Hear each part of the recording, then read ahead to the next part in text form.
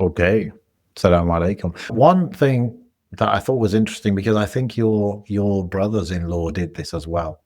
Recently, my brother and sister drove from UK to Algeria. Yes, and I always wanted to do that, but it hasn't happened so far. But what that means, bro, that is like the termination of my bloodline in the UK. Oh, like they've gone permanently. They've gone permanently, yeah. So that's why they Oh, took a car and stuff. So because cars are very expensive in Algeria, and wow, so yeah, it's like a the new dream. chapter. Also, unlike a lot of people, we never drove to Algeria because we were not living in the UK. For us, it was always a Dubai, Algeria kind of flight. It was like 7 hour flight. So we used to Mm, do that. I remember that, bro.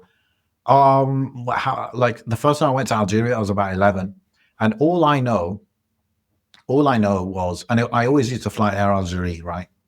Even yeah. though there was Emirates, but I guess more expensive. So Air Algeria, okay, and until today, by the way, so we're talking about over 20 years ago, okay? Um, they didn't have TVs in the plane then, and they still don't have them. Okay.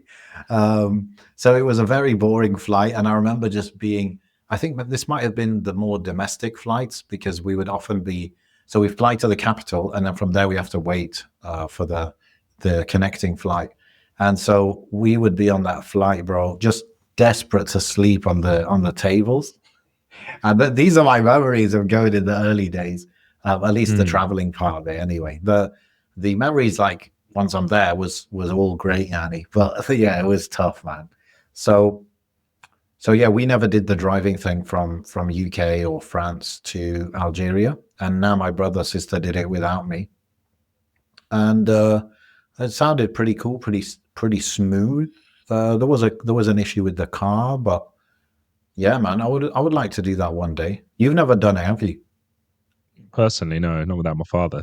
But are they in relation to the car? Are they permanently exporting it, or are they No, no. I just like think they going to got dip it in and out? they can use it 6 months. I think six Okay, months so in they're going to do Algeria. that. Yeah. Yeah, yeah. Also, if you bring a car in, you can't leave the country without the car. So you can't like fly out. You have to There are drive out. ways and means. I've heard Yeah. my father-in-law did that. He like left the country, but you have to leave the car somewhere and give it to like give the keys to some office or something, and they keep it there. And then when you come Okay. back, you have to collect it, something like that. So there are Yeah. options. Actually, another option we discussed was driving to Tunisia and leaving in Tunisia. That's But also that's what the he other did. side of the country for us. I think he's doing that now. Actually, he's still there, so pretty sure he's got a car there. First time he came to England, he left it somewhere. Second Who, time, your brother-in-law? he, no, my father-in-law, Okay. because he's done the same thing. He's gone. I think he's in Tunisia now, actually, or this week he's going. Um, Hmm. so yeah, there is that option. I mean, I was thinking of taking a car when I go permanently, but 400% tax on that import is insane. It's like 300 to 400%, which is crazy for a 5 year old Probably car. It can't be any later. It's cheaper apparently probably the from same as France. buying it. Hmm. Yeah, French cars are cheaper, but I don't know how much. But buy cars over there are really expensive as well. Silly amount, like three times the average price of one here. So it's just Yeah. options. But you know what it's like. I mean, North Africa, you can't really survive without one. I mean, maybe on your own if you're going to places on your own. But the moment you've got a family, like it's just impossible, really, to like relatively comfortably get to any location. You know. Yeah, yeah, for sure. In my family, we have um, a few members who have cars, and they just like help everyone out. Yeah, that's nice. They Yeah. can't help everyone out though, but it's like, yeah, they're the ticket to different things. Otherwise, yeah, big headache. What about getting a car from Libya, bringing it into Tunisia from Libya? Psst. Have you ever seen a lion in the zoo? That he's just got that look in his eyes that I'm not a threat to you. I'm domesticated. That might be what's happened to you. If you have big dreams or big goals in your life, but you've not taken action on them, you're procrastinating over it, then you want to check out my YouTube channel. All my videos there are to help people like you to break free from your procrastination, to start taking action on your goals and actually achieve more and more big things that you've been dreaming of for a long time. look in the description. You'll find the link there and check out the channel. We do have a Libyan friend who could probably help with that, but I'm so far from that border that I wouldn't even know what that neighborhood looks like or how that process What do you mean works. so far? Uh, It probably takes an hour to drive from one side to the other. well, I need to get there somehow, don't I? you know, Yeah. because I'd have to go to Tunisia first to get into Libya, and then Yeah, yeah. the only way I could do it maybe is if I get a Libyan friend to buy me the car. I don't know. It's just long, and it's one of my biggest sticking points about moving is this vehicle issue. I'll make it worse for you. You know how much it costs to this Thanks. this trip, Go on. this trip, and this is I don't. Yeah, this is without the any hotel costs. It costs £1,000. Just for two of them. Yeah, well, it's not by person. I don't think it's the Channel Tunnel. It's the fuel. It's the I guess road tolls, I don't and know. it's the That's not ferry too on the bad other though. side. When I flew to Tunisia with my whole family, it was like 2,000 to something like that. So it was. So I'd rather. 2,000. Yeah, I think it was like to go and come back. It was silly amount, because That's there's a nuts. lot of us. No, that's There's well, think about it. oh, you It's mean me, not my just wife, my yeah, kids, yeah. three kids, me and my wife. I can't remember if I paid for my mum or not. I don't remember. I might have done. So that's Okay, if you throw another few, an adult or two two in there, hundred pound a yes. So ticket, 246. yeah, I yeah. mean, think about it. It adds up. Mm. Yeah. So when you have that, then the driving becomes more feasible. Yeah, I see. I was thinking about like when I bought a car in Turkey, I was like, could I drive to Algeria from Turkey? Like that would be Hmm. cool. Like it Yeah, would be yeah, a yeah. bit crazy with three young kids, but I was like, yeah, maybe that would be kind of like cheaper or the same price, but we get to drive all the way through Europe. Mm, But it's and I was like, yeah, maybe there's a ferry like in Greece or like Italy that goes to Algeria. But I don't think so. I mean, definitely not Greece. Italy would be logical, but I don't think there is, or I couldn't find anyway. So I would have to drive to Marseille. Marseille is like the closest port from Turkey, yeah, like yeah. You'll from be Turkey fine that there, goes though. to Algeria. You'll be Yeah. fine. There's so many. So, I and mean, that's a long yeah. drive. That's like a very long There's drive. so many Um, people making that trip that you can like follow whoever's got luggage on the roof rack, right? They're the people you follow. I remember oh, like but we're not doing my that trip, and route. you just as you get closer to Marseille, I suppose, yeah. As you get Yeah. closer, you just start seeing more and more people, and Yeah, you yeah, start yeah. stopping at service stations, seeing more and more luggage. But also, it attracts criminality. Get more and more Yeah, you heard criminals. of that as well, yeah? I heard. I heard. Have you heard of this? Like the route that all the North Africans take to drive like through Spain to get to either Morocco or to the ports that go to Algeria and stuff. Um, there are basically what's the term from? Basically Gangs, I guess. robbers, Yeah. burglars. What's the right word? I don't know. Yeah, no, it's Um, just, yeah, but yeah, on the the funny road, thing is that highwaymen. they're all Moroccan and Algerian, man. Oh, really? I mean, you know what? You They're say just that like like waiting for Ouled Bladum to go and get them. my mum and dad have got stories when I was either a baby or before I was born because I used to make the trip where uh, I think my mum was helping my dad, like, I can't remember what he's doing, cutting his hair or something on the side of the road during the trip. And like he could see on because he was using the windscreen mirror or whatever you call it, the wing Damn, mirror. yeah. That's the terminology. And he was using that to look or something like that. She was holding the mirror, and he could see in the reflection like this car pulling up behind him and people getting out. So, but the story goes like my dad just told my mum, "Don't scream, don't react, just slowly get into the car." And we're just gonna drive away. So it's like my mum like froze, just slowly started walking into the car, and they With drove off. half of his And head then shot. another time when I was with them, obviously me and my sisters as well. I don't, in retrospect, I don't know why I was in this situation, but I could have been like 13 years old. We went to Aix-en-Provence, which is near Marseille. It's like the final stop we would usually stop at. And that was kind of like a traditional place we'd go to before we get to Marseille. It's another town. It's really nice, but it's just not that hustle and bustle of Marseille because that's where everyone would be. They Yeah. parked up in the middle of the night, just in the city centre somewhere, and everyone was asleep in the car, and we've got luggage on top. So all that like For some reason, I was still awake, and instead of just sitting in the car, I thought, "Oh, I'm gonna like get out of the car and sit on the wall in front of the car and just enjoy the fresh air." Mm, Why would I do that? Like in the middle of a mm. completely unknown country as a youngster. I don't know if I was How allowed old to, were or if you? I just, like I said, maybe around 12, 13, something like that. Okay, okay. But that's not like you know what I mean? Like I would not allow my kids to do that, and I don't think my parents let me. I think I just did it without really thinking. But Mm, it's nothing major. It's just I spotted someone like behind the car, like peeking to see if anyone was asleep, and then they start coming up to the car and start fiddling with the stuff. And then I like duck really? my head to see them, and he sees me, and that could have been like a make or break moment. But he saw me, and just that like shock of being seen caused him to like back up and walk off. And then I told my dad, and he was so grateful. He's like, "Wow, you saved us."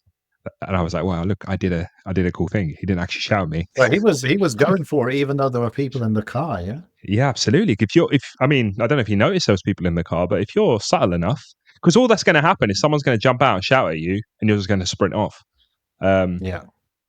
but yeah, it's dangerous, man. Yeah, I've heard lots more stories from other people, and like I said, it's that classic rob the caravan route. You know, the desert highwaymen. Highwayman. Yeah, They yeah, get on yeah. the trade routes and they start robbing the trade routes. So Yeah. yeah, just got to be mindful.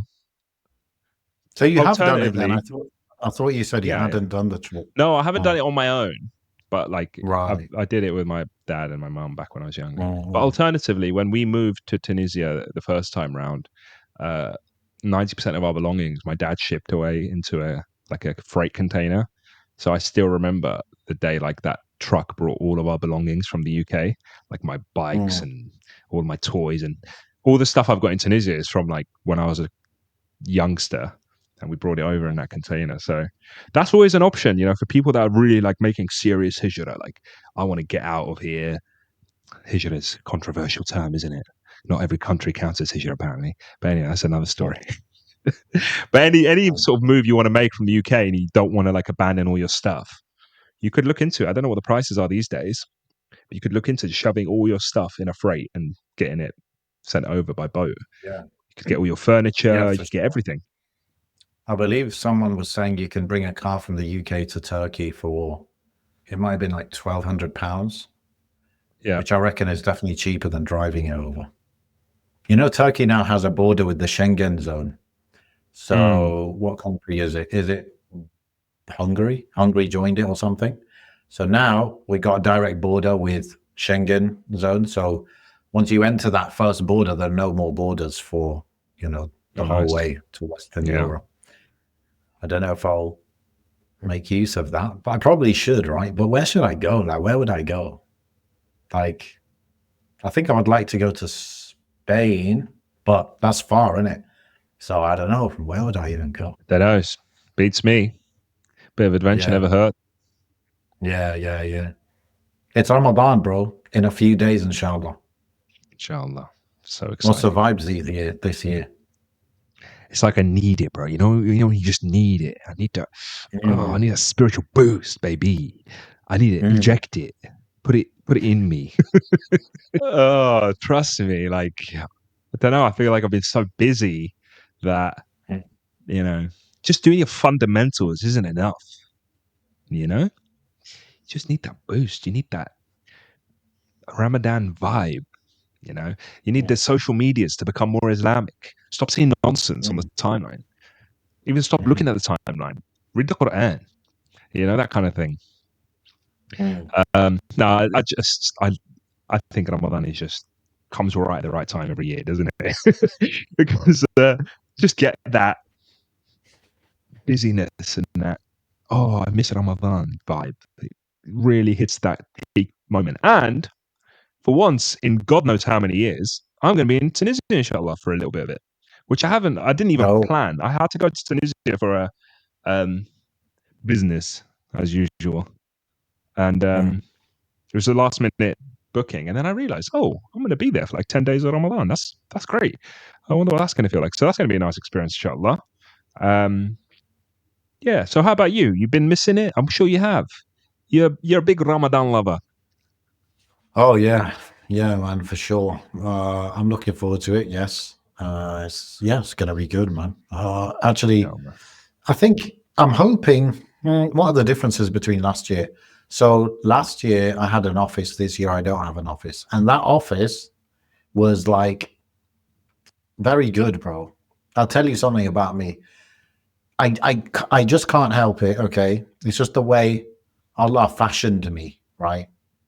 I Mm, can't speak quietly. It hurts my throat to speak quietly, to read interesting. quietly. Okay.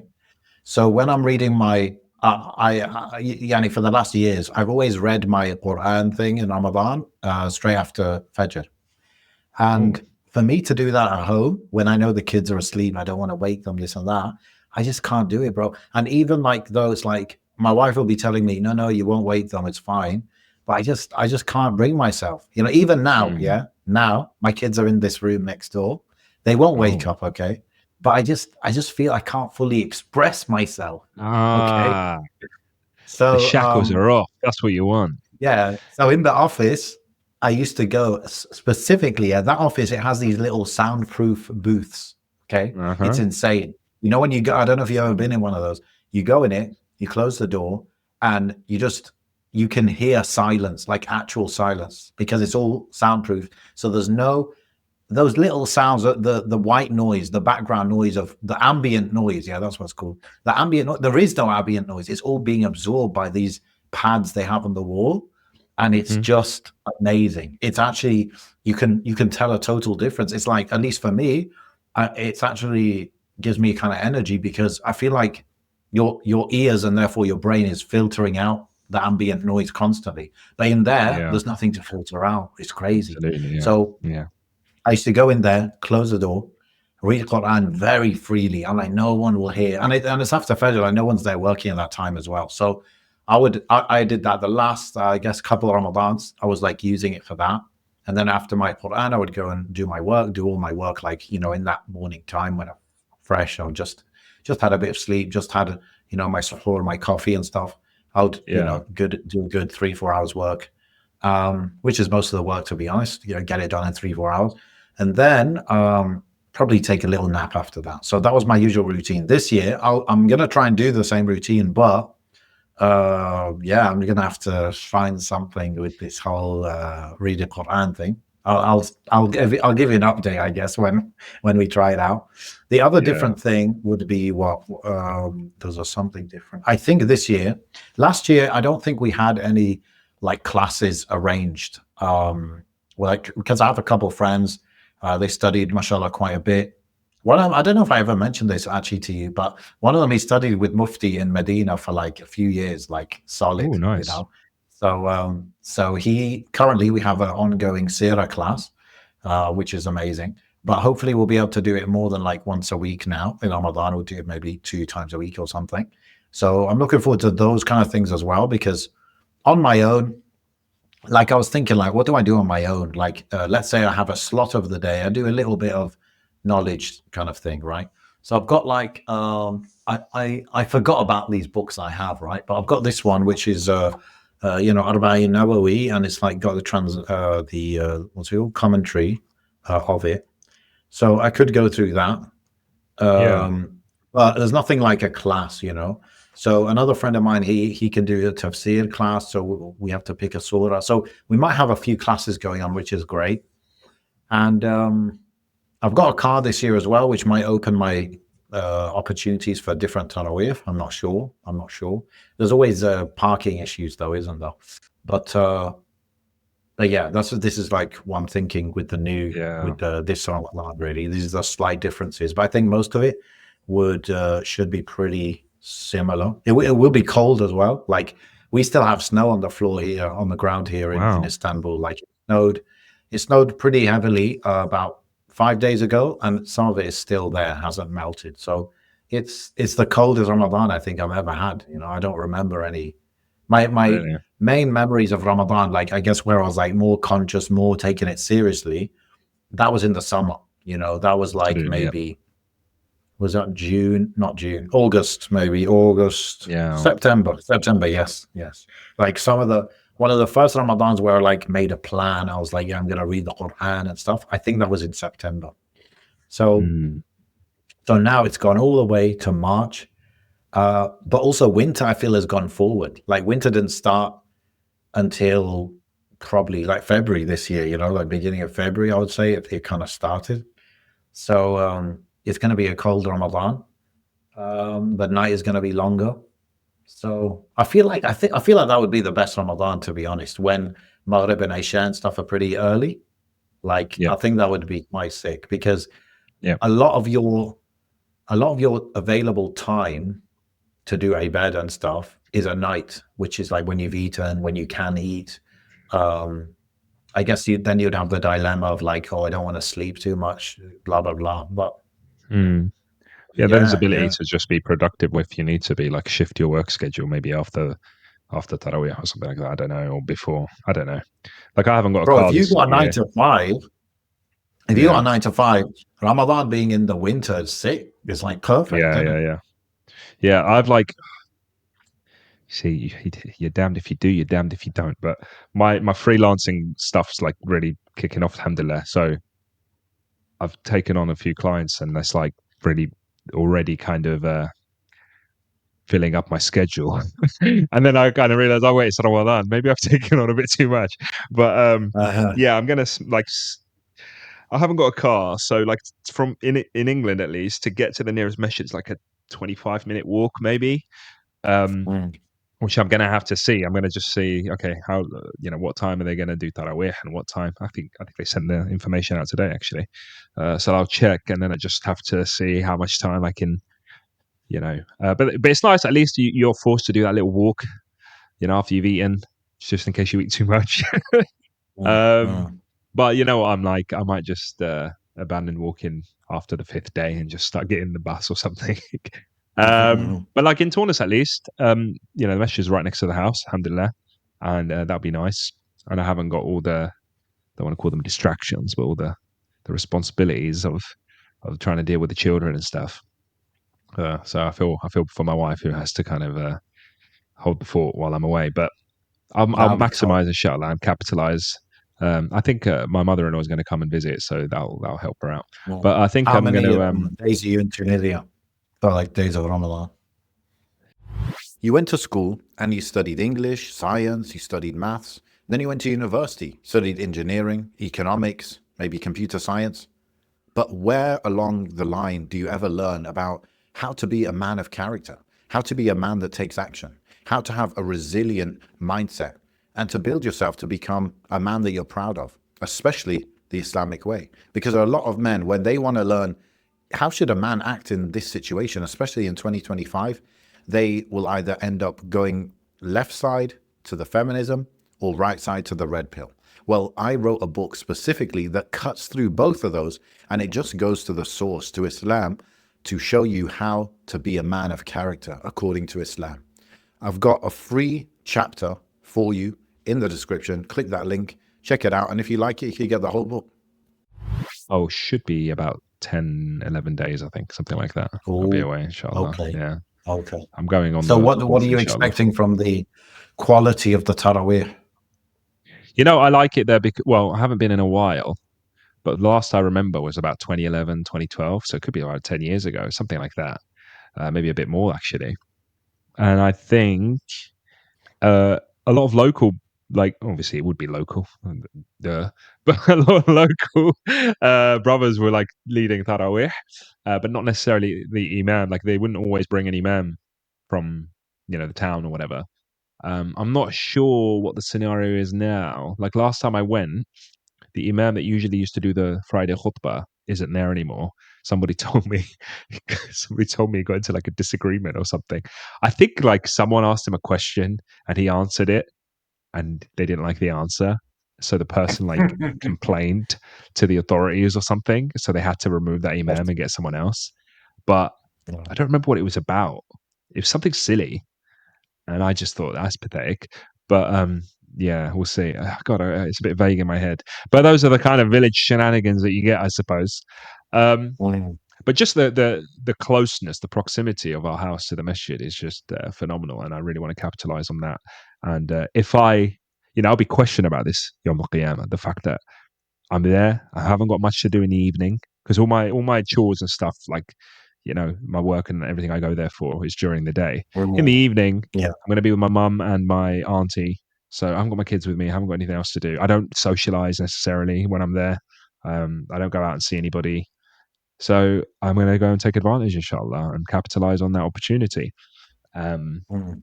and same with like Quran. Like I can read, I can when I'm not running around doing stuff. I've got all the time in the world, inshallah, to read Quran. So Bro, definitely going to bro, here's capitalize a on that. challenge. Here's a challenge. I Yeah, don't actually know what your like qira'ah is like, or how comfortable you are, but in 10 days, you can hit 20 juz, bro. possibly, possibly. Yeah, I mean, I tend to do it just a day. I don't like to burn myself out, but we'll see. Why not? Why not? 1.5. I'm I'm hoping to just like from the takeoff to landing, just read as much as I can. Um, Mm. I was gifted these. They're secondhand, obviously, but I was gifted these like noise cancelling headphones. They're Game like some changer. Sony Game like changer. whatever. They're like £200 or something new. I was like, damn, I'd never spend Solid. any amount of money on headphones. But I've been taking it to the gym, and it's like I've deleted everyone. Thick. Thick. And it's like it's not even. Thick. I thought noise cancelling headphones were like, oh, they just really snug on your ears. But no, there's like some technology that like I don't know how it Yes, works. bro. When I turn it on, Yes. It it's like like anti mic. it like here's what's going on around you, and it's It like, deletes it. yeah, just rub it out. Eat it, Yeah, yeah. it's crazy. My washing machine was broken for a few weeks, and I had to start going to the laundrette. And in there was just really loud. And that's when I first got these. I was like, man, this laundrette is really loud. And I was listening to Yeah. loads of audiobooks. I was like, oh, what's this button do? It's like I deleted everyone. You It's didn't like know what noise you had, cancelling the on. power that you had. Yeah, But yeah. now I've it's heard of the bad. Like, Sony ones actually. Apparently they're quite good.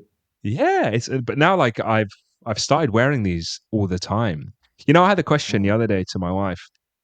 Um, uh, when I see a lot of kids like leaving school and stuff, some of them are like wearing these really bright colored like ear defenders, and I've noticed they're always being What's guided ear by like school. defender? What's that? Well, they're not headphones, but they look like headphones. So they're essentially, Like earmuffs kind of thing. yeah, but big like plastic ones. Like they look like Like for something someone construction wearing. type of thing. Exactly, yeah. Yeah. And I found out a lot of it is to do with like children that might be on the spectrum or struggle with like loud noises and stuff will wear them. And Right. And then I came across an article, I think it was yesterday, talking about this phenomenon of like millennials and Gen Z, especially, mainly Gen Mm. Z, that are so accustomed to wearing ear defenders, noise cancelling headphones, should I say, um, that they're like struggling in society because they just can't deal with loud noises. It gives them anxiety and stuff like that. And Well, I've noticed, bro, I'm wearing these more and more, and I've noticed I walk out of the house and they're not even on, or I'm not even listening to anything. I just have them on. Like I'll just stick that noise cancelling thing on, and I'll just walk, and there's nothing playing, and I won't have like good. I won't be in the mood to Kind of listen to good. anything. Yeah, Yeah. and I'm just like, wow, this is, I could be robbed right now. I wouldn't realize, but this is worth it. You'd be enjoying that robbery. Like, Oh, it's a kind man. of funny thing to say, right? Like to say that not hearing sound is like good, like it feels good, but it just, I don't know, you have to experience it to Yeah, understand it, innit? yeah. I just feel at peace. Like when I'm working, any kind of work, really, I usually have some sort of, the classic 10-hour ocean wave YouTube video, something like Mhm. that, something like that in Yeah, the background, just white noise. Um, a lot of that is because I don't really have office space here in this house, and I've yeah, got three kids, and often they're at home and exactly, just very loud and very boisterous, and I have to work in the exactly. vicinity of them. And the only way I can do it is if I'm like with temporary delete.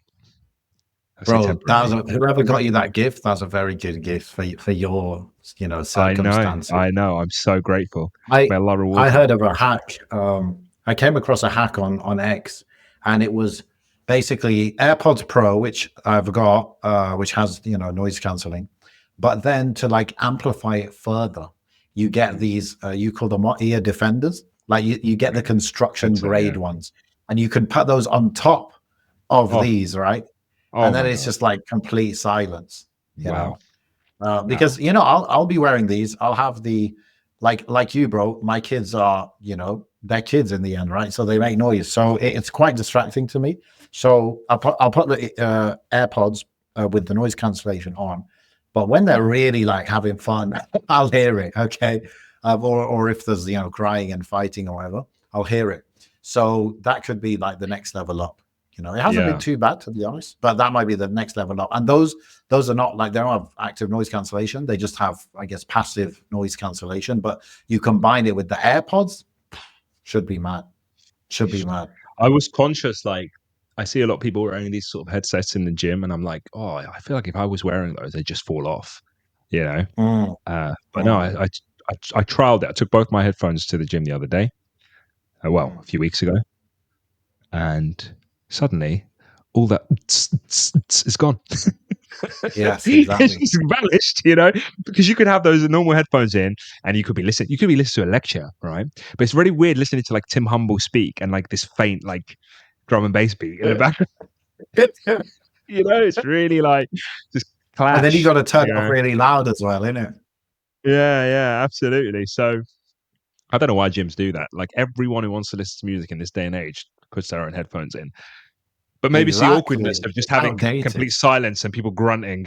Yeah, maybe that's what it Have you is. ever noticed, bro, like um, cafes all have music, restaurants all have music playing, right? Like all of them Possibly, pretty yeah, yeah, much. yeah, yeah, yeah. You're And right. Yeah. I only noticed like it's very likely that in an average country or average situation, you're never going to go in a cafe with no music, right? Um, but over here, there are a few brothers, Dagestani brothers, who opened cafes, and they're like, "Yeah, music haram. We're not playing music." So you go in there, Nice. and there's no music, and when you go in there, you're just like, "Damn, this is different." Like, it's just so Mm, rare to like experience that. But there are about three cafes like that around here. So I try to go after Dhuhr. I try to go and work outside rather than be at home all day, right? So I've been scouting, the options for working, and these places with no music are quite useful for that. mm. But they're terrible for service, by the way. It's like Oh, we have this joke that is just money laundering, and they're not actually trying to like run a business. oh I don't know. God. Oh God, that's what people say about a lot of businesses. It's like Yeah, down here, like every other day is like a new vape shop opening. There's like businesses closing, and in their place, either a barber shop or a vape shop. It's crazy. And they're all cookie cutter vape shops as well. Like they look exactly the same. It's like the same materials have been used to develop the storefront and everything. All these bright fluorescent, and there's no one ever in them. It's like okay, yeah, something stuff's over here. But no, like exactly. when it comes to like music and stuff, man, on the rare occasion that I have to go to like high street shops, some of them are just so obnoxiously loud. It's like you've walked into a nightclub, especially these Yeah, high street like clothing fashion shops, like your top shop and your H&M and your Zara and all that. I remember Zara. yeah, There's a Zara where you have to get into the mall. You have to you can get a shortcut where you walk through Zara to get there. I don't really buy yeah. from there, but um, oh my god, bro, I don't understand. I don't know how anyone can think. How could It's it's the hypnotic. anxiety That's the inducing? point, but you can't think. Just I buy, don't know. think. I get so hot Have you and seen, flustered bro? and Have you seen that? I think it was DJ Khaled with that Hassan Minhaj guy. Okay, there's some sort of okay, yeah, interview. Okay, yeah. and then it's one of the DJ Khaled like dumb but funny moments where he's like, "Don't learn, just know." Okay, Ah, so so in Zara, bro, you go in Zara, don't think, just buy, just buy, just buy. just buy. Where's that meme where he slaps his credit card on it? That's it. Yeah. Oh But man, seriously, there was research done that showed that music encourages buying. does it? I remember reading this from years ago. Yeah.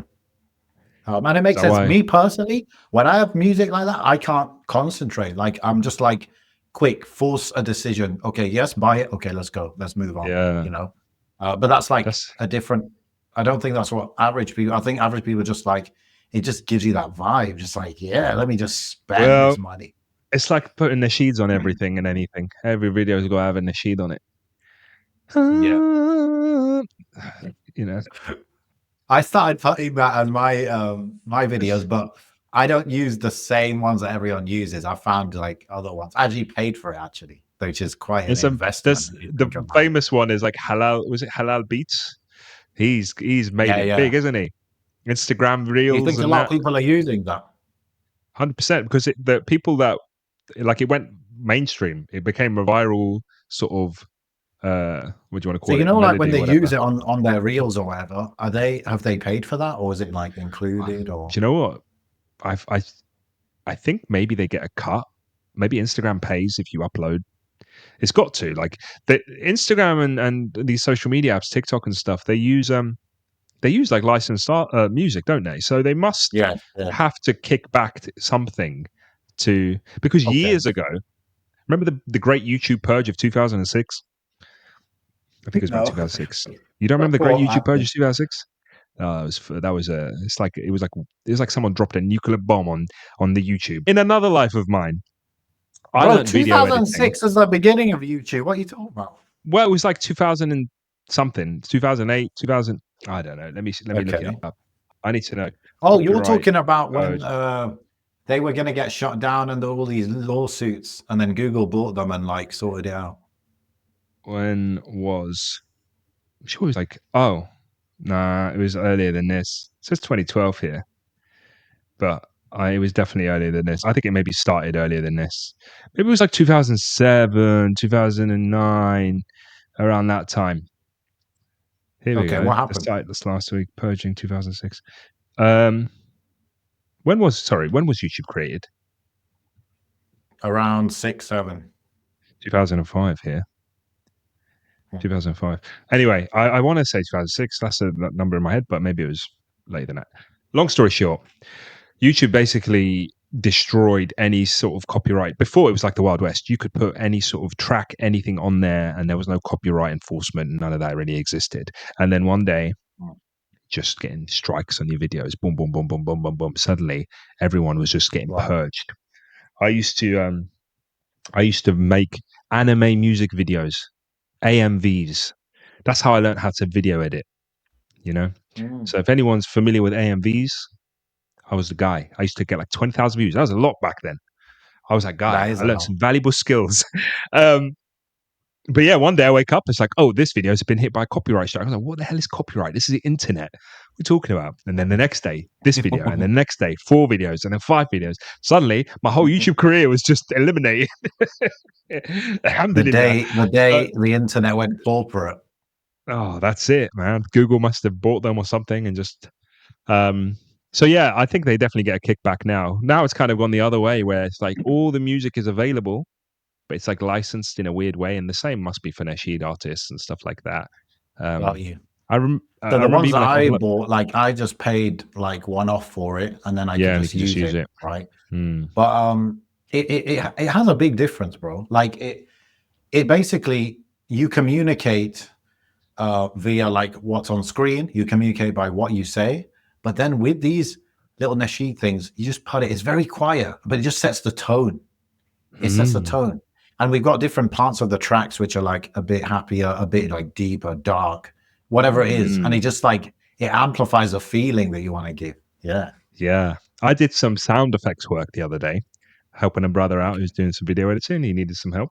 And I thought, hey, I know this skill. Like he had some deadlines to Um, complete. And I thought I'd help him out. uh, And yeah. so I stepped into that world of like, the clientele were like Muslim organizations and stuff. So they had some campaigns and bits and bobs for Ramadan. No, I Yeah. didn't do that, but but I mean, like, yeah. going on these like libraries, these sound effects libraries, and trying to Yeah. Yeah. and well, like this is what I said to him afterwards. I said, you know what? I gave him the story of the great YouTube purge of 2006, and Yeah. I said, hey, back in the day, I used to make AMVs, right? And I used to think back at that time as wasted time. Like, when you like things happen in your life, and they always mean something later on in life, right? It's always like, oh yeah, I did this, and this is what that means. But at this age of like our 30s and stuff, you feel like most of your youth has already led up to something, and you're kind of in a different arena now. But there's always that aspect of my life that never really, meant anything. Blossomed. Oh, it Yeah, never but meant now, anything. Okay. yeah, bro. Well, when I got my, when I invoiced for the work that I did, I was like, you know what, this is it. all of that has finally come to fruition. The skills I learned, No, so it just means like you could learn some skills in your childhood or any sort of side hobby or whatever, and you can monetize wallah, that. And it might wallah. come like a lot later on. Like everyone's got something they can monetize. I know it's a bit of a tangent, but you can learn anything that, providing you find the right opportunity or create the right opportunity for yourself. Oh my god, my told you it's going to fall down. No, there you go. But Oh, this anyway, is you what we take used to over while I do, sort bro. this out. Like, yeah, yeah. This is what we used to do when we were younger and like kind of we didn't overthink, I think. We just used to do and make stuff. And it's like it wasn't like, oh my God, I have to learn video editing, I have to learn the software, I have to, oh, is it worth the time? We just did it, didn't we? Next thing you knew it, you're like 2 weeks into this and you're like, yeah, Yeah, okay, I kind of understand this. And then 2 weeks after that, you're like, yeah, I'm kind of good at this now.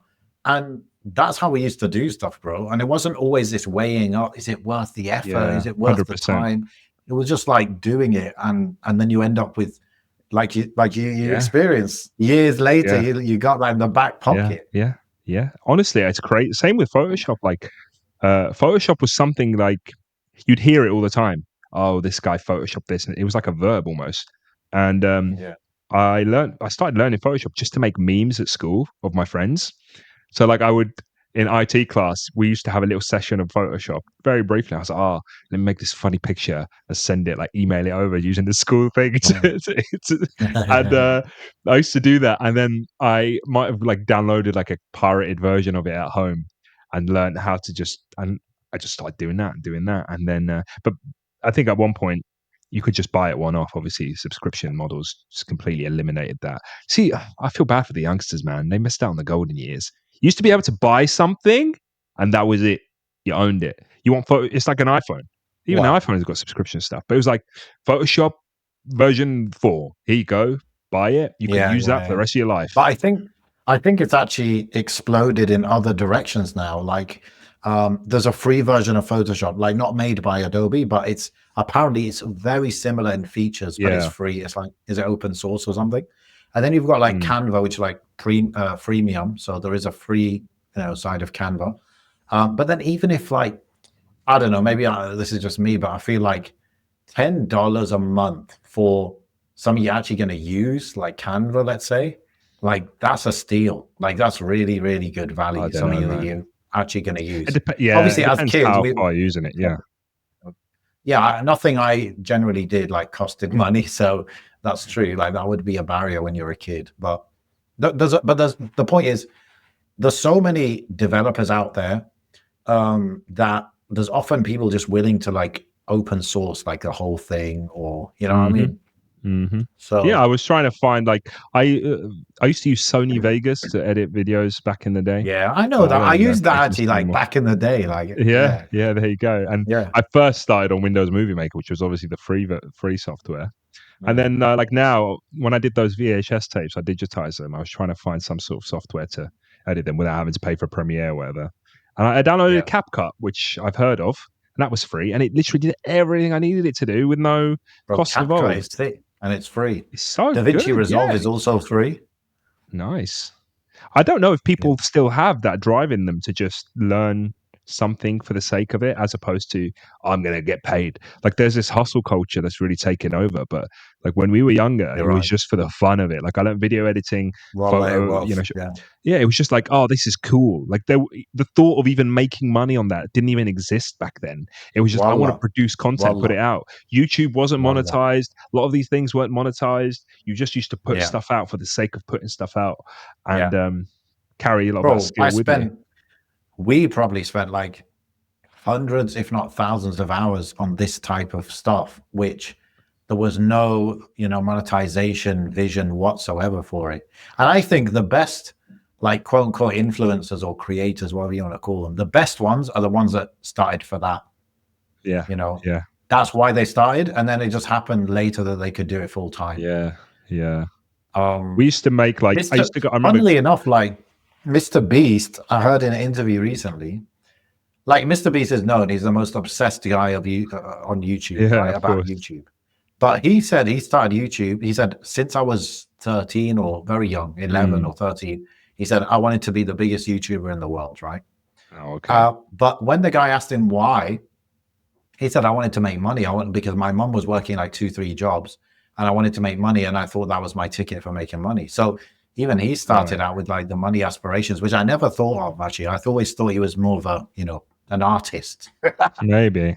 Yeah, by the time, I mean, he's 5 years younger than me. So by the time he was old enough, YouTube was probably already monetized, so that sentiment existed. But I remember being at school, like on the weekends, going over to a friend's house and filming skits and just editing them and putting them on YouTube just for ourselves to enjoy. Yeah, I don't yeah. even know if I've tried so hard to find those videos again, but I've lost contact with a lot of people. So, but yeah, it was just fun, man. And it wasn't all just like video games were available and, outdoors was available, but we also used to do stuff like that. And MSN Messenger to meet up with people in advance, be at such and such place at such and such time, and Mm. good old days, man. My mum used to say, I was thinking about this yesterday. My mum used to say sometimes when I was sad or upset, she'd look at me and say, son, these are the golden years of your life. And I used to think, nah, I bet it isn't. But now, you look back and you're like, damn, those were fun times, man. Those are some good times. You don't remember all the Yeah. exam stress and all the GCSE stress and all that. All of that kind of disappears. You see it through Mm. rose tinted glasses now. How great it was. Mm. Yeah, man, for sure. And yeah, just spending hundreds of hours on something and not like giving up on it. Like when it got hard, like I'm sure that taught us discipline and stuff like that as well. Um, Yeah, especially if you had a passion for it. yeah, How yeah. many That's what I people started telling like? people, like in the front row. Like I'm like, if you're not willing to spend a year on something, like something big, you want to achieve something big, right? And then you're like, I'm going to give this 3 months and see how it goes. I'm like, that's actually not how you achieve anything. Mm, You achieve it by saying this is worth putting in a year or 2 years or 3 years. It's until it like really gets going. If that's not worth it, then maybe it's just not what you don't value it enough, and therefore just yeah, don't do it in the first place. yeah, yeah. It's a fine line between like the passion of something and the profitability, I suppose. You could have something that's all profitability, but it just sucks the life out of you. Like you just can't. Imagine like inputting. I remember hearing about people that used to do surveys for money, and Yeah. I can just imagine that was just soul destroying. That was like first type of like work from home income, right? So a bit side money, do surveys. Yeah. Damn.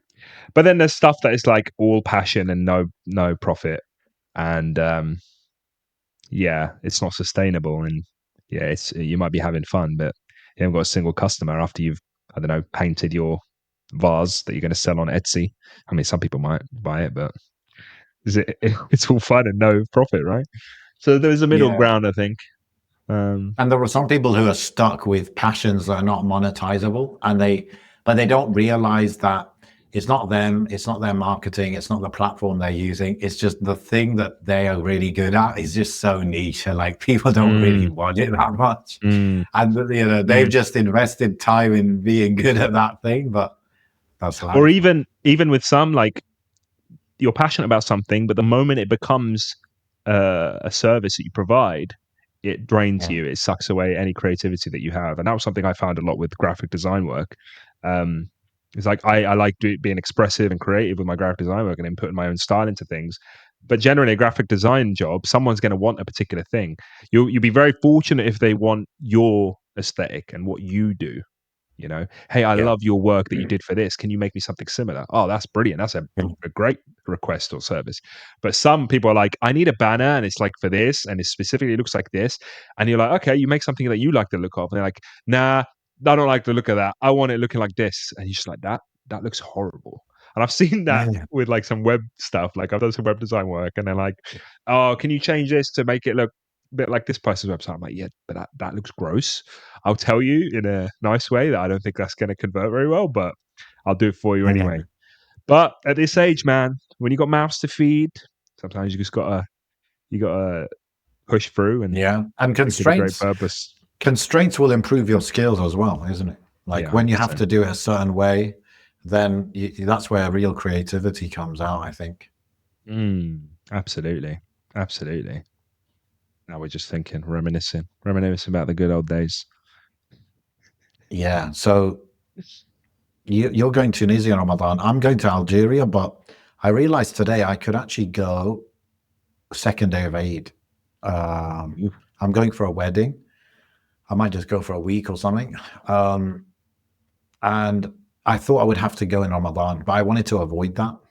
I don't like my routine getting messed up in Ramadan, you know what I mean? Especially last 10 nights, you know? Mm. So so I might go second day of Eid. Let's see. I haven't booked it. I probably should have booked it, but yeah. Yeah. So I'm going Speaking of Eid, Algeria, just yeah. what's your Eid present like plan? What do you do? You know, what do you Ah, do? Do you do presents? oh, the Do you the do loads of worst presents? Do you do item. one present? Do you not do presents at all? I'm glad you mentioned this because I actually had this notes. I think it's like Apple Notes, and it's like any possible idea of a gift for my wife, I'll write it because I'm so bad Oh, with I gifts, got one. right? I got one. Oh yeah, I got one. Okay, I'll tell you but off she's probably air. going to hear this. Yeah, okay, yeah. So the answer is I do gifts, but I'm so bad at it that I often don't do it because I just cannot think, right? And then I'll talk to my wife about this and I'll be like, I'm just really struggling, like even not just for her, like I don't know, for the kids or whatever. And I've got this dilemma, right? Because I'm such a, I don't know, left brain, right brain, whatever it is, type of person, very logical person. Uh-huh. That if a present doesn't have a function, I just can't get myself to buy it. Oh, You know, really? some people they'll buy a gift knowing the person may or may not even use it, may or may not even want it. It may be broken within like a week of giving it to the kids or Right. whatever. I can't do that, bro. But many people they're like, yeah, it's a gift. It's nice. Look, it's Yeah, yeah. colorful. Yeah, but it's going to be broken in 3 days. No, but it's colorful. So I can't bring myself to do that. I want to like I don't know. I You just just want a need to. good gift. I don't know. You should have some files in your mind, bro. Like I just Yeah, listen, man. I listen all the yeah, time to what they're talking about. Oh, mm, I want this, I want that, and I just file it away. File it away. Now yeah. I am bad at like doing AIDS gifts. I must admit. It's either like I haven't planned ahead and I can't get what they wanted, or like I remember one Eid, I just felt so guilty. Like the day before I eat, I was like, oh, let me like crash out and just buy all this random stuff. This online is once again crept up on me, and I haven't really planned ahead. But Mm, there's lots of little things like kids talk about, my wife talks about that I've just filed away in my mind. For example, mm. my son's like having a bit of a fossil fest at the moment. He just loves fossils and the idea of fossils. Fossil phase. And Mm. yeah, well, I was walking home with him yesterday, and he's like, "Dad, can we go to find fossils?" And I was like, "Yeah, of course we can." He's like, "Oh, I think they got cool fossils in Morocco. Can you take me to Morocco and look for fossils?" I was like, "Yeah, inshallah, why not?" Come home. He's like, Mom, Dad's going to take me to Morocco. We're going to find fossils. He promised it's going to happen. I'm like, oh, God. Right? Mm. Like, okay. So then I'm like, hey, fossils are like quite common, really, generally speaking. Why don't you just like look if you can buy fossils on the internet? Bro, people just sell Mm. fossils on the internet, like straight up certified fossils. Just All right. I eBay, tweeted about just this the like other day. in the used condition of eBay. No, but like proper, like certified, sellers of fossils, and they sell all sorts of types. Bro, I bought him. This hasn't come yet, so I'll review it next episode. I Mm. bought him a Spinosaurus tooth fossil, certified certificate. Check the reviews, check Flooded. everything How much? from Morocco. Bro, the prices vary. Okay, so like Yeah. they've got a little, they've got a little centimeter cube next to all the photos, and they'll show you the sizes. I bought like a small one, right? It was like £10 or something, really small. But you can Mm. get bigger ones. You can get ammonites. You can get bird fossils, fish fossils, all sorts of stuff. And there's so many different sellers and so many different collectors. And the prices obviously range depending on what you're after, from like the hundreds and hundreds, maybe even thousands of pounds, to like, £10, £20, whatever. So, bro, I told him, he was ecstatic, bro. He was gassed. He was so excited. He won't stop talking to me and asking me about it every day. Um, Mm. And sometimes it's not just about, these fancy gadgets and whatever. Sometimes you just got to, dial into what they're into right now. And it might not even be toys. It Yeah. might just be, something like that. I'll send you the link. I don't know if your kids are into I think I fossils. could do that. I think I could do that with my kids. Like my kids, I could think, yeah, for like Yeah. this type of book or this type of toy. Even though they got tons, mashallah, like a lot of stuff, and Yeah. they have too much that they could even, consume. But yeah, I could do that. I don't know. With my wife, I just feel like I do buy like very functional things, but they're good things, bro. But they're just like not sentimental, you Ah, know. you want some of that? Yeah, bro. I don't want Maybe. sentimental, but you know, like I don't want to. I'll just, for example, bro. My wife had a MacBook Pro, a Okay. good one, solid one. Because she does illustration, design, etc. So it's solid for Yeah. that. But it was like 8 years, 10 years old. So I don't know, a year or two ago, I got her a new MacBook Pro. That's Wow. like that's like a lot of money, and it's something functional, very useful for what she does and stuff. Um, but I don't think I even got that for Eid. I just got it like whenever, right? Yeah. Yeah. So, but then it's like, okay, so I got that. So now Eid's coming. Like what? Do you say, hey, remember when I got you that thing? Send her a picture of that Yeah, thing, the like MacBook. surely it could Like, just like slot in that place. It's not that yeah. I don't want to get another gift for Eid. It's not like that. It's just like, damn, I can't think of anything. And surely like those kind of gifts are good. I don't know. I know they're not sentimental, Well, but yeah, I don't know. You got to listen. You got to listen. I mean, my wife sometimes mentions stuff that we put on a list or something, and I'm always like, yeah, inshallah, one day. And yeah, I did that I think recently. That that's was what I good. was going to recommend to you. But I'm like I don't plan for these things. It's just one day I'm just in the mood and I just pull the trigger, even if I can't necessarily afford it. I'll just make it happen. So I'm not really too fussed about what it means or if it makes sense to me. If it doesn't make sense to me, but it means a lot to them or means a lot to her, I'll definitely just not even think about it. To be honest, um, kids maybe I'm Yeah, a bit more, you know, I police that a little bit more. yeah, Especially yeah. like sometimes they might want a game or something. I'm like, nah, or toys of some sort. It's like no.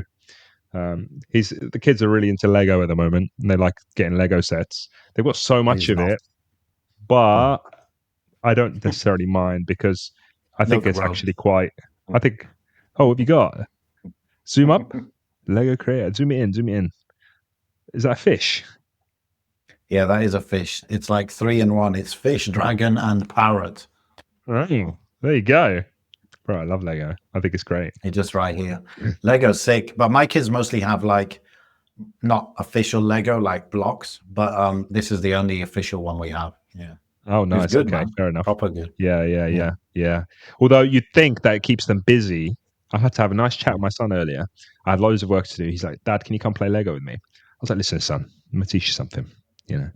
So back in my day, so when I I was was a kid, locked in the room with Lego. Lego, I said to him, Lego is a single player game. You know, I said, if I'm in Mm. your room playing with my Legos and you're playing over there playing with your Legos, I ain't playing with you. You know, we're in the same Mm. room, but you're building something, I'm building something.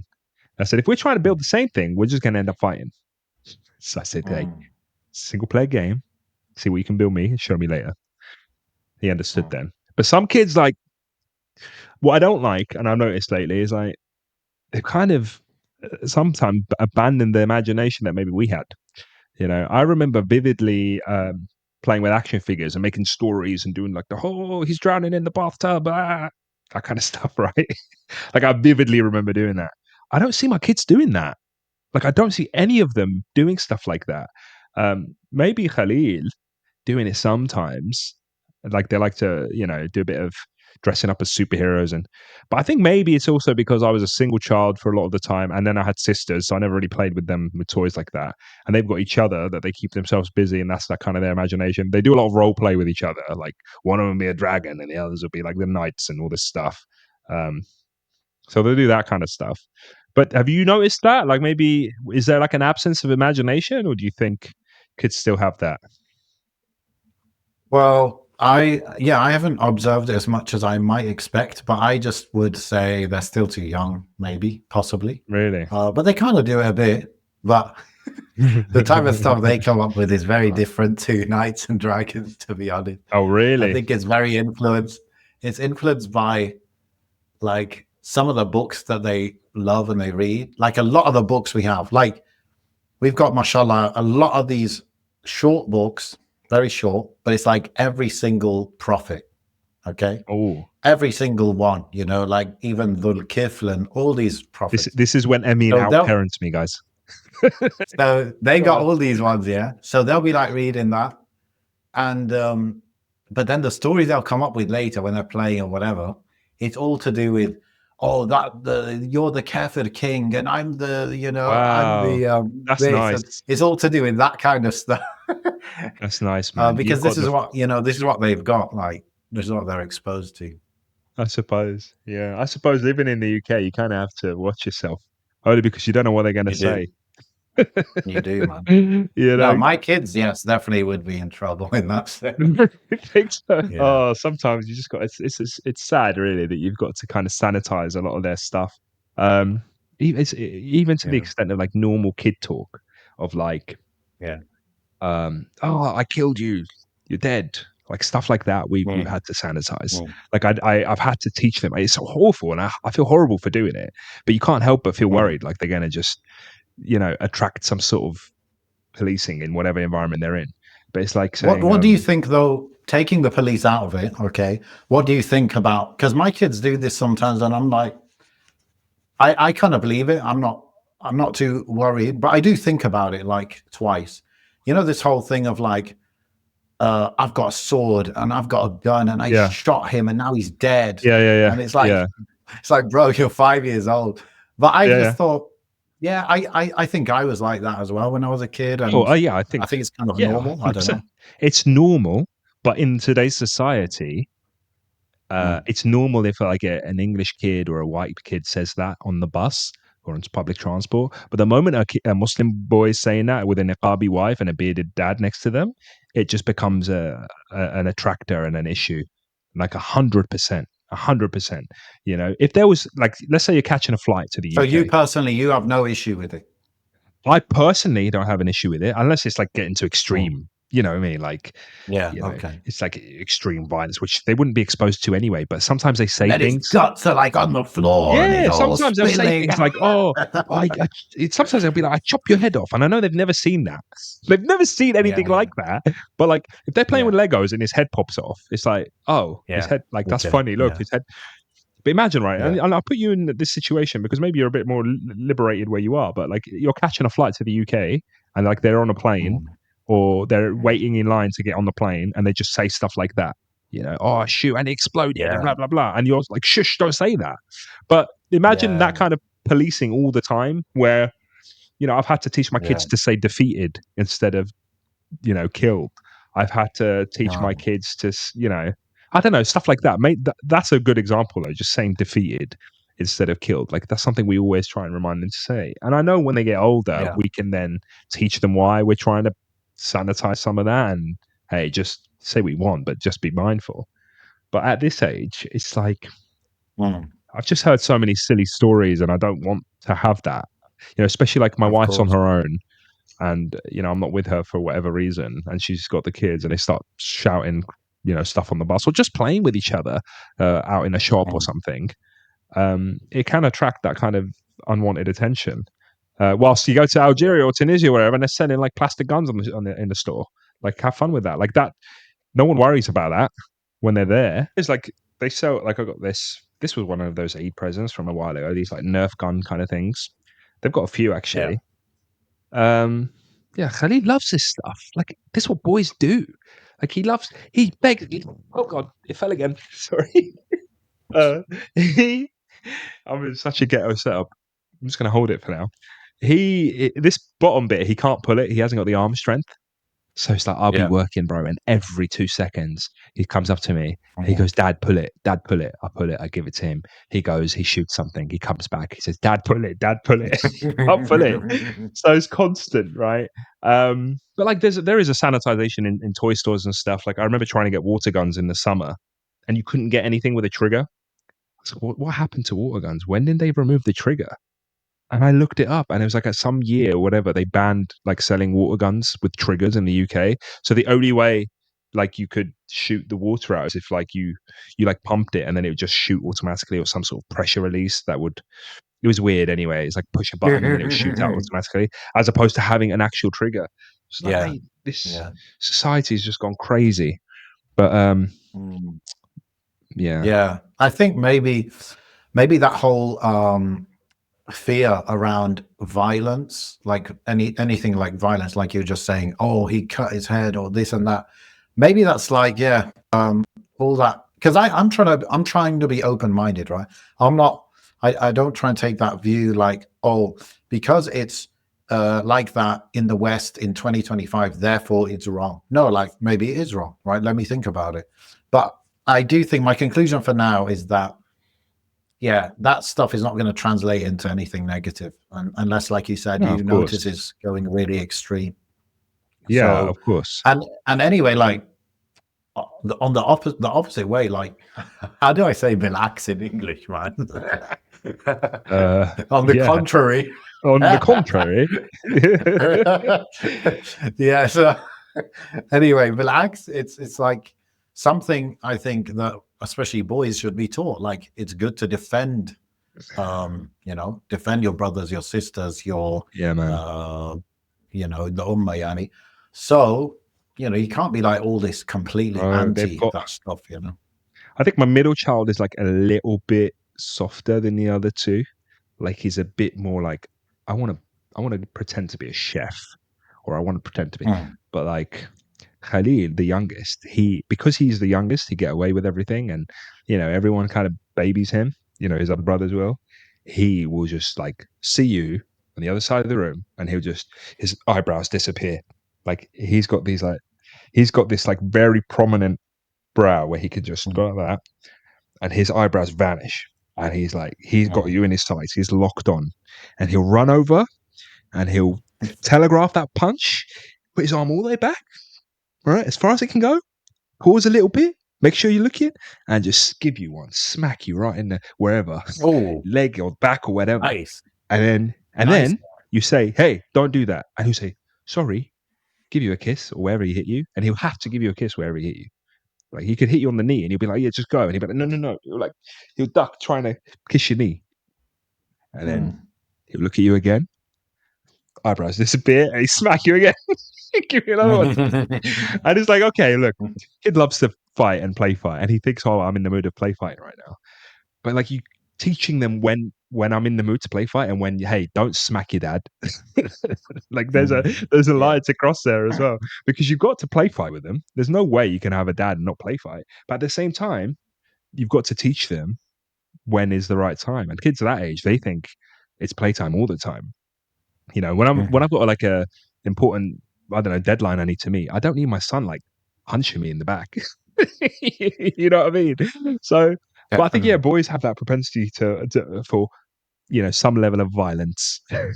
I don't know about girls, obviously, but I think you'll be able to explore that arena as time goes. Yeah. I mean, she'll be influenced by having two brothers. Yeah, well, this is it. Yeah, there is that element of it. But yeah, man, the sanitization, I think, obviously, is going to make kids a little bit more. I mean, you get it. The thing is, it's ironic because pop culture now is like full of like what these superhero movies and these fighting and these Fortnite and these first-person shooters and Call of Duty and blah blah more than ever, more than ever. But still, Yeah. I hear stories all the time of like these prevent interventions because the kid said something about Call of Duty or were referencing some sort of, you know, I don't know, paintball or whatever, Mhm. and that's it. Like, yeah, society's a bit. I mean, they're looking out for stuff like that. I heard the other day that Yasser Qadi in America was like spearheading some sort of Muslim community, a bit like what Sharif's doing, but maybe on a grander scale. Muslims buying all these plots of land and Oh all yeah, that I stuff. I know don't know if you've that seen it. place in Texas. Yeah. Yeah. I don't know enough about it to, I just saw it. But then today I saw some senators like trying to shut it down. Like, oh, these Sharia Mhm. states being built. And then you've got all this kind of grooming gang. Suddenly, everyone cares about grooming gangs in the UK, and all the Americans care Yeah. about all the grooming gangs in the UK. And suddenly, oh, there's all this. Like you're 20 years, 15 years too late. Like this was a hot topic back then. The biggest grooming gangs right now are the people that look like Jordan Peterson and Elon Musk and all these people that are actually trying to spread this stuff. Funnily enough, same demographic, same appearance. They're the biggest gangs. They got big Epstein Islands doing it all, and yeah, but it's just it feels like a resurgence of that kind of post 9/11 Islamophobia. I really feel like that Mm. anti-immigration post 9/11 Islamophobia resurging again.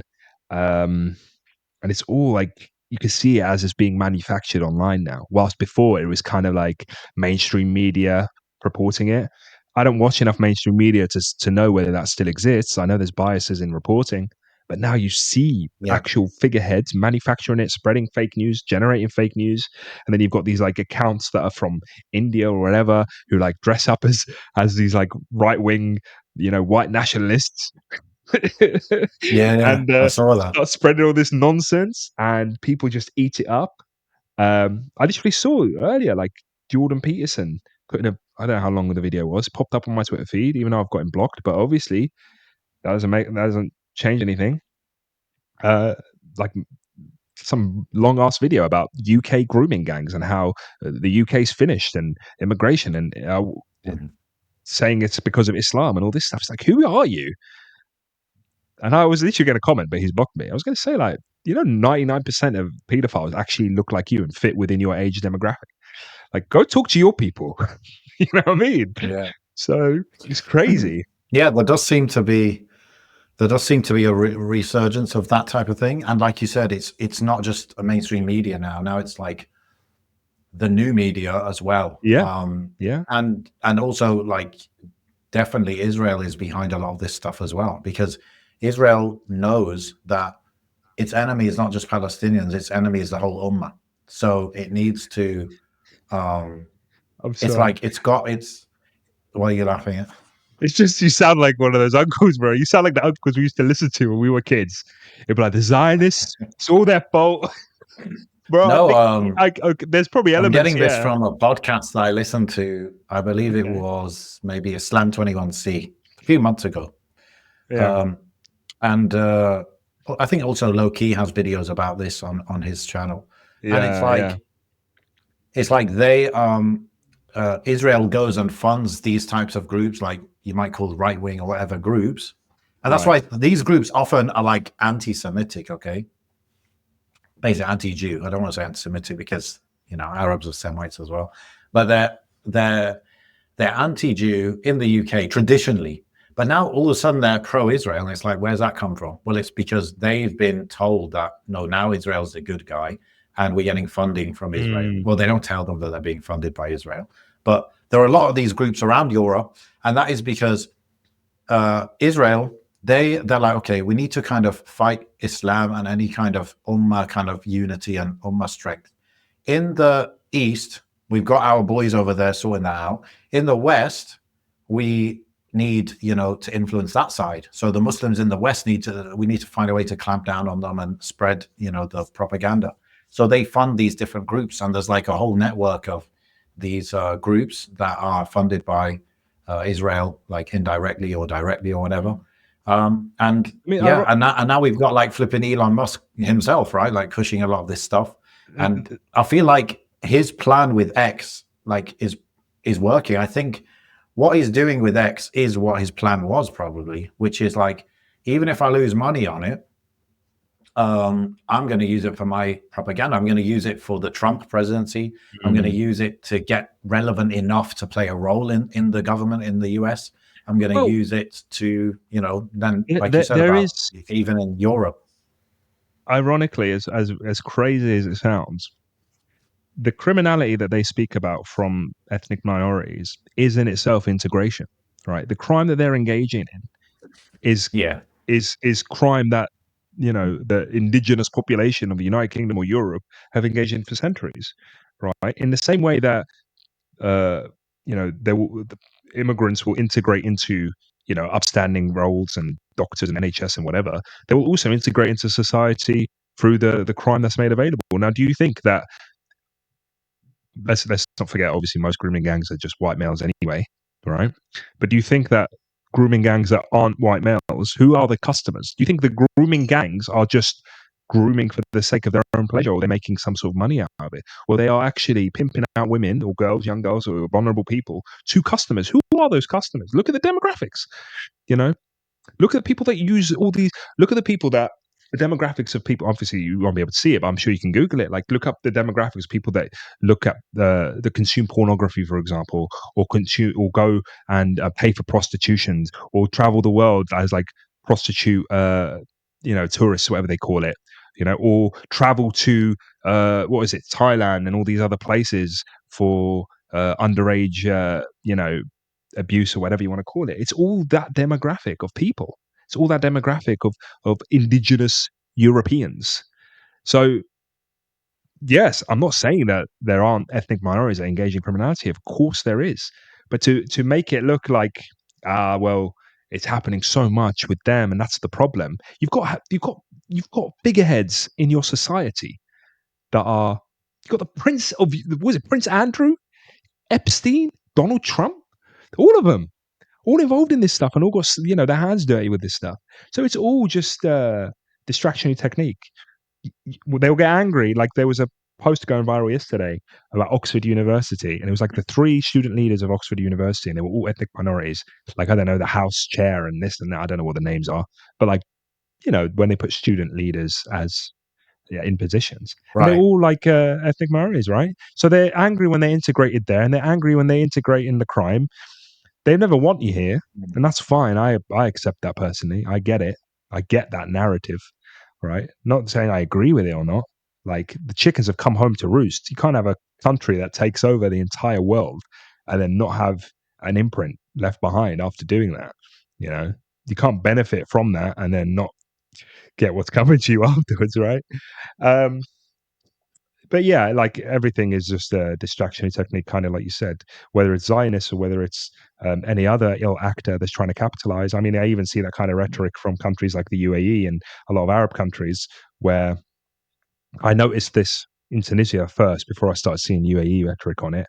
But the idea of extremists coming from Europe, so extremist Muslims coming from Europe, and I understand that sentiment, and I know what they're alluding to when they say that. Because you've kind of got a transient community that has no real allegiance to any Muslim country, right? That can kind of express its Islam in whatever way see fit. And look, let's be real, in Europe, you do have a very vast, diverse mixture of Muslims, you know? You do have it. You can have it all, really. And because there's a disconnect between, maybe less so these days, but there's a disconnect between the state and Islam, so the state understanding of what Islam is. Does that make sense? So like maybe in Algeria you'll have a particular kind of state sanctioned imam or state sanctioned madhab or whatever it might be, and generally the masses of religious people will follow what their local masajid are Yeah. doing, etc., whilst it is a bit of a free-for-all in Europe. It is a bit of a free-for-all in Yeah. the Yeah. West, and because of that, people who saw those statements and got very like, oh, how could they say this? There is some element of truth there. However, obviously, kalimatul haq, like they're throwing Muslims under the bus by even expressing that kind of sentiment. But I know what they're saying. You get what I'm trying to say, right? It is a bit of a free for all. Yeah. Yeah. So people capitalize on that. That information and that sentiment gets sold. That information, that sentiment gets shared. That's why you don't see Gulf Arabs getting criticized by these people as much, unless it's like, oh, Saudi World Cup, there's no alcohol. Ooh. Like that's when they start piping up. But you also see the same type of people saying, well, their country, their rules. If only we did the same thing. If only Starmer could do that. If only Starmer could do that, then we wouldn't have these problems, would we? But yeah. Yeah, man. Yeah, man. God, covered it all this Pretty episode, good. haven't we? Pretty good. Yeah, we have. We have. Let me see. Man. What was I? One thing. Okay. This is a bit random, but one thing. Just another like random update. Actually, I have another thing. Fine. Oh, Okay, let's talk about this. No, I don't think I mentioned it on the podcast, but it's quite significant, even though it sounds silly if when I mention it. But airsoft. Did I talk about okay. airsoft to you? No, I think so.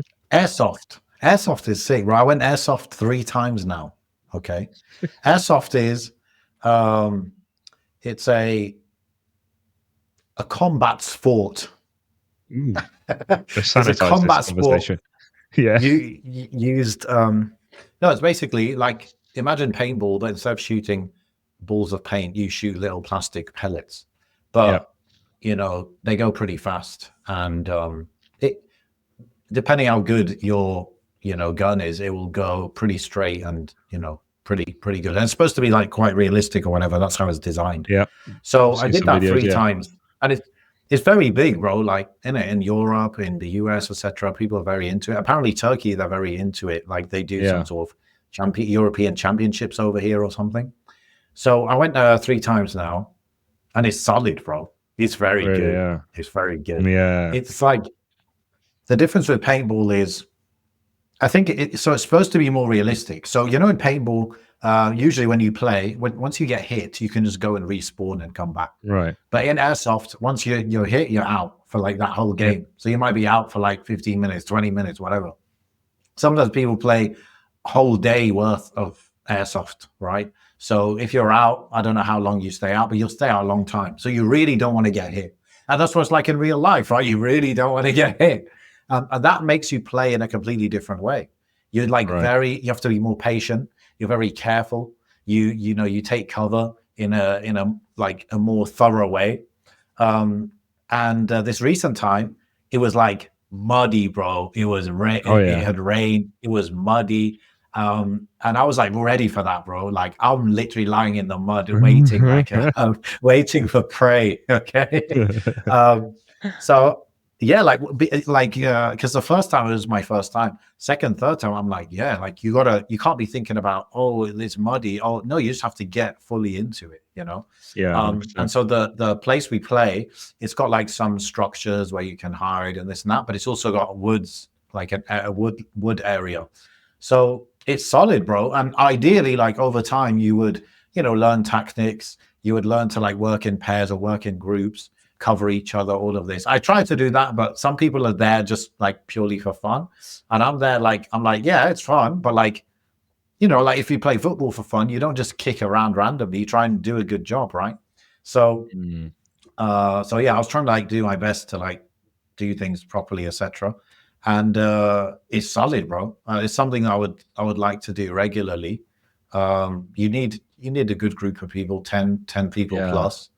One thing I didn't realize, this what happened so the second time I played, you're not supposed to shoot closer than like 10 meters, okay? Right. But like people rarely like follow that because if you're face to face and you're close, it's like Game over. just shoot, innit? People just shoot, innit?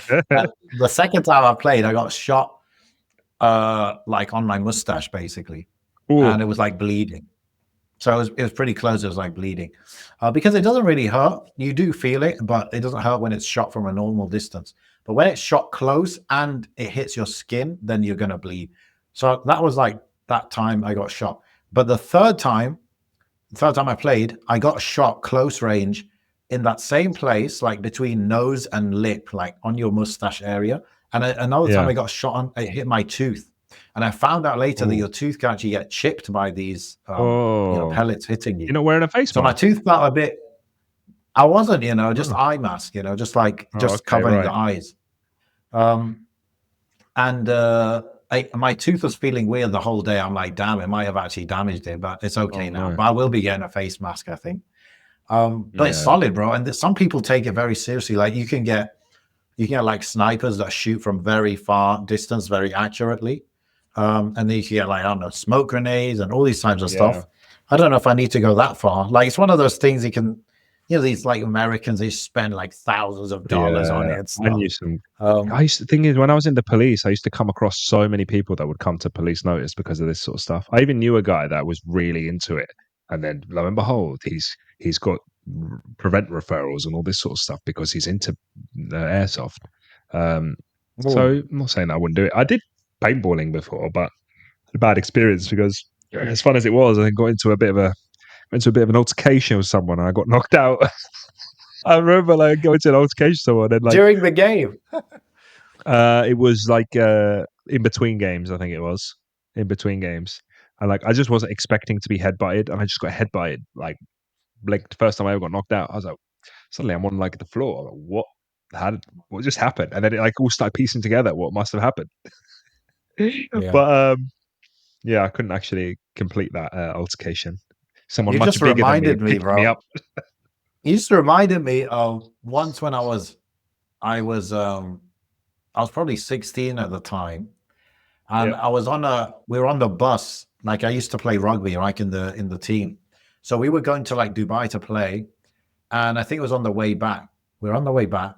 And this guy sat next to me and he's like South African, okay? I don't know why I'm saying that, but anyway, people that know South Africans, they'll know what I mean by that. okay. All Anyway, right. he's sitting next to me and he was just like, I don't know, he's trying to provoke me or something. Like, even though we're like kind of friends, we're playing on the same team. Yeah, yeah, yeah.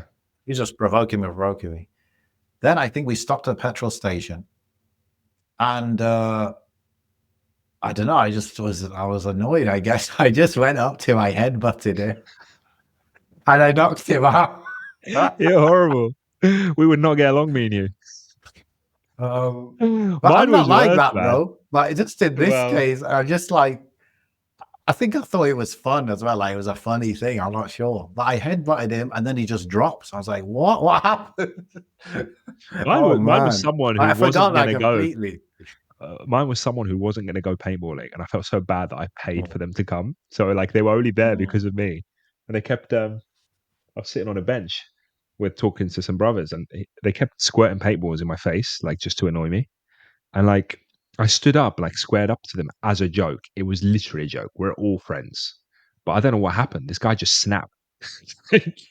Apparently, he was known for snapping, but he just snapped and just suddenly like. So why would he headbutt me? Like that was random. But I was fuming, and I remember getting like charging at him, and suddenly, like as I'm like running, suddenly like my feet are like flying in the air. Like, what's going on? And my friend, bigger me, I call him. He's like twice the size of me, really tall. He just lifts me up. Okay. I'm like float. I'm like, let me at him. But yeah, man.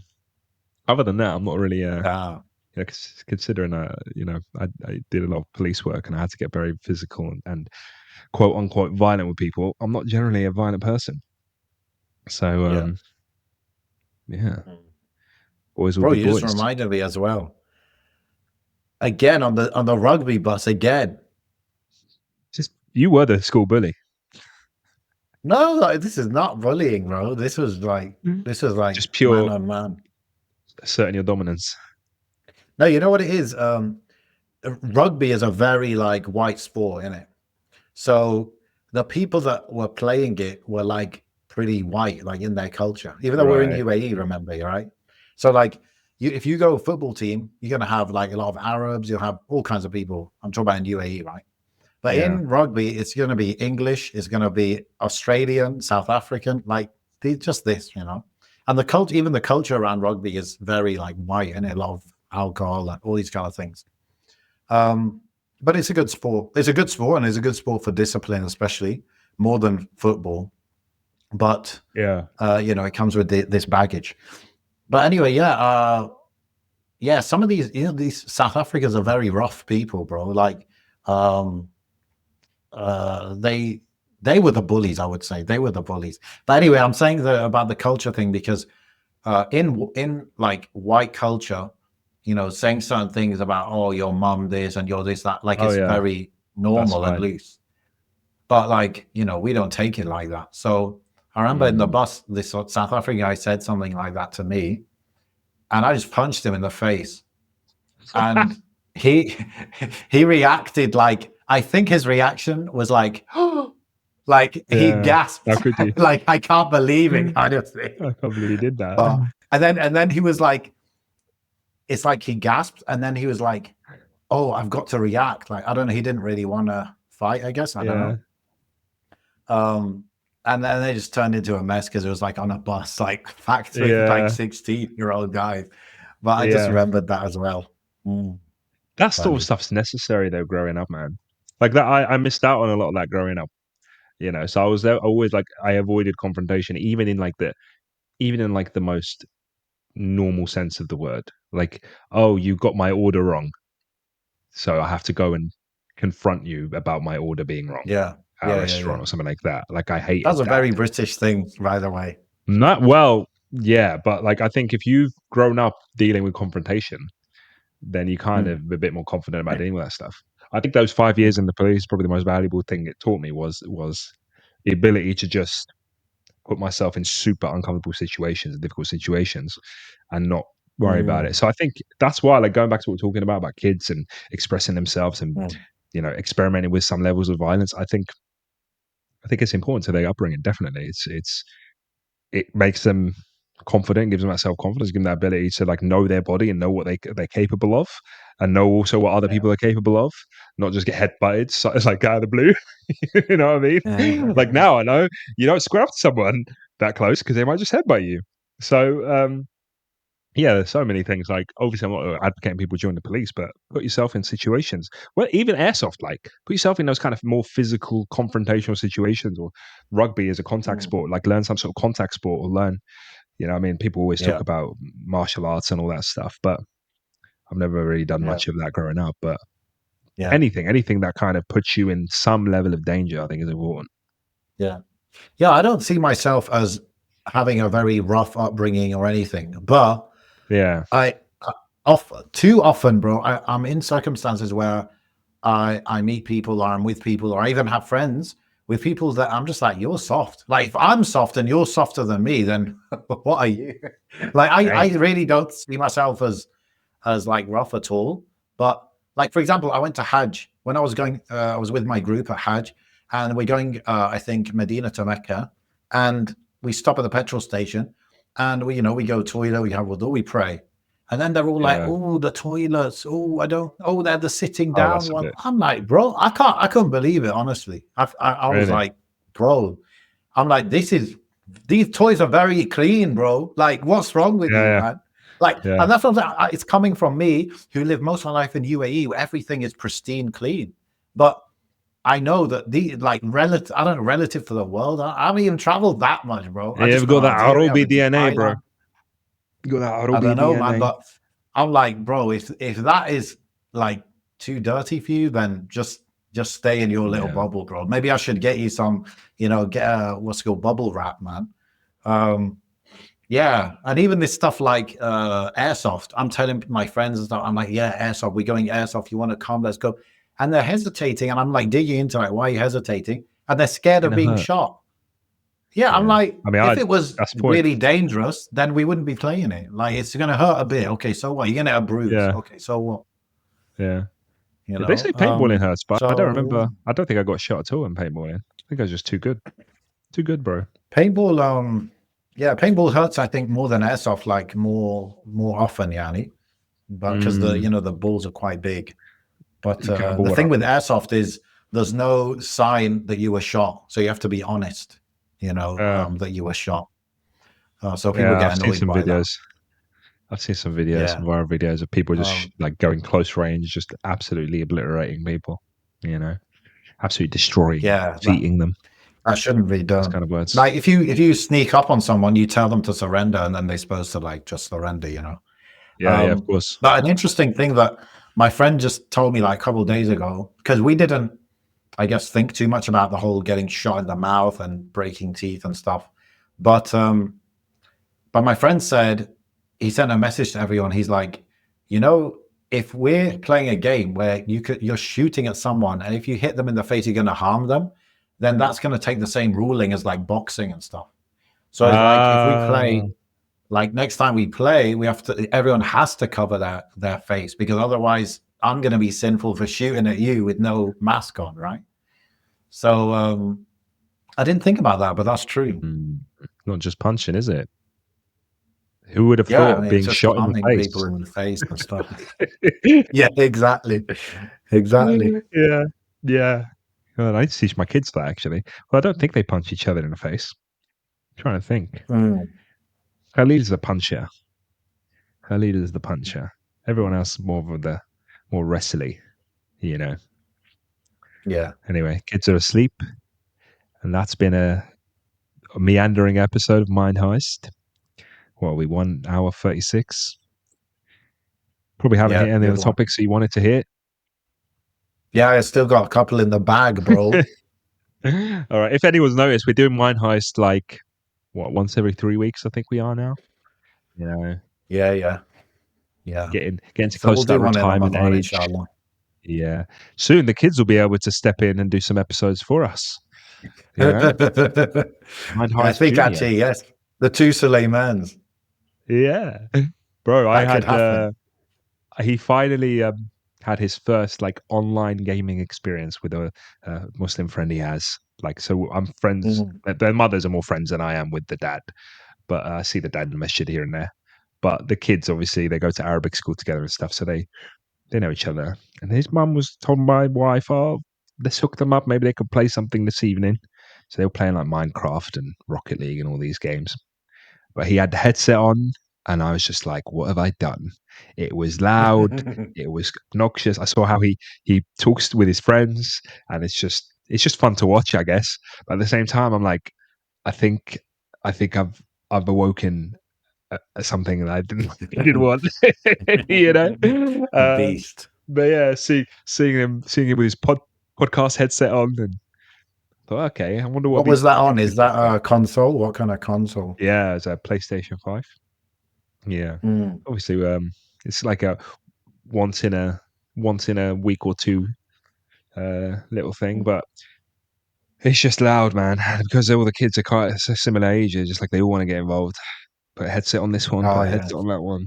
Yeah, but Right, it's right. all memories, isn't it? And I think all the kids are Muslim and stuff, so it's nice for them to connect.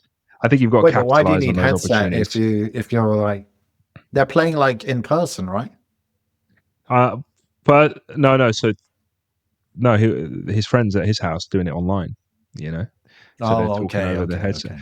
But then I realized you don't need to. The first time they did it, it was all headsets. But then the second time, I realized they've got speakers on the controller, and it's better that way because then I can hear what they're saying.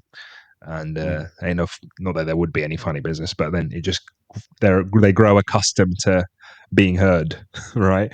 And there's so many like parental controls and stuff that you can just capitalize on, which is really good. Okay, Um, okay. but that's a different world for you, bro. You just straight Sierra. Ain't no Sierra video games. Oh, there's a You game. Maybe build let's talk build about build that the over Kaaba time. out of this Lego. Bro, definitely every day they're building a Kaaba or a masjid, or that's all they. I don't know. That isn't all they know, but that's what they build. uh, yeah, But Allah they Barak, do have Allah other. Barak. They have other books, other toys. But I'm just saying that a good at least 50% of the books are somehow Islamic, I guess. So yeah, Yeah, it's good. It's yeah, good. that's I good, think the man. kids they play with as well. They come from that kind of background, Background, so it's good, man. yeah. Alhamdulillah. Alhamdulillah. All right, Okay, let's wrap up. Jazakumullah khair. By the way, we probably would do it more often if we get like interest and people like, yeah, we need episode on this or this, or if you interact with us, then we will interact back. But for now, we'll just do it. We'll still, obviously we keep it up, but we'll just do it a bit less regularly, inshallah. So yeah, Yeah, let us know inshallah. any feedback. This is like the deep end of the podcast. So if anyone's listening to this, then you're a real one. So let us know what you think. Okay. Absolutely. Assalamu alaikum wa rahmatullah.